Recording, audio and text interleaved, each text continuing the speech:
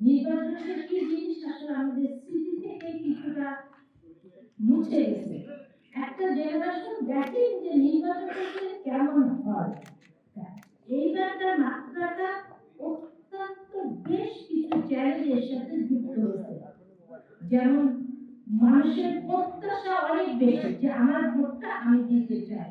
আমাদের যে রাজনৈতিক দলগুলো বিগত সময় নির্বাচন থেকে দূরে ছিল বা সঠিকভাবে নির্বাচনে অংশগ্রহণ করতে পারেনি, তারা এবার সব নির্বাচনে অংশগ্রহণ করছে। কিন্তু এতদিন যারা ক্ষমতায় ছিল তারা নির্বাচন থেকে দূরে আছে।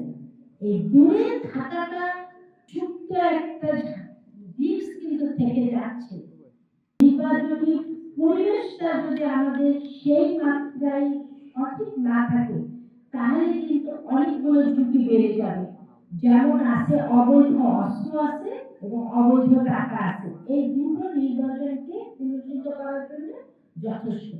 ৩ নম্বর যেটা ঝুঁকি, যে আমাদের এবারকার প্রথম বারের মতন কিন্তু দুইটা বড় ধরনের নির্বাচন একই সাথে হচ্ছে এবং আমাদের ভোটার সংখ্যা প্রায় 13 কোটি।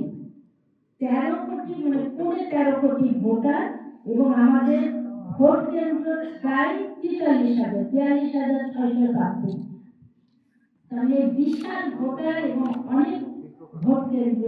এবং আপনারা দেখেছেন যে এখানে আইন শৃঙ্খলা বাহিনী প্রায় 1,00,000 সেনাবাহিনী কাজ করবে এবং সব বাহিনী মিলে। আমাদের যে সংস্কার কমিশন যে সুপারিশগুলো দিচ্ছিল তার অনেকটাই আমাদের আইনে সংযুক্ত হয়েছে। এই ঝুঁকি বা চ্যালেঞ্জগুলো মোকাবেলার জন্য নির্বাচন কমিশন কিন্তু ইতিমধ্যে বেশ কিছু পদক্ষেপ নিয়েছে। যেমন পোস্টাল ব্যালট, পোস্টাল ব্যালট মানে প্রবাসীরা আমাদের ভোট দিবে এবং সেটা কিন্তু অলরেডি প্রায় 5 লক্ষর উপরে মানুষ রেজিস্ট্রেশন করছে এবং 31শে ডিসেম্বর পর্যন্ত রেজিস্ট্রেশন করার সময় আছে। ধন্যবাদ আপনাকে।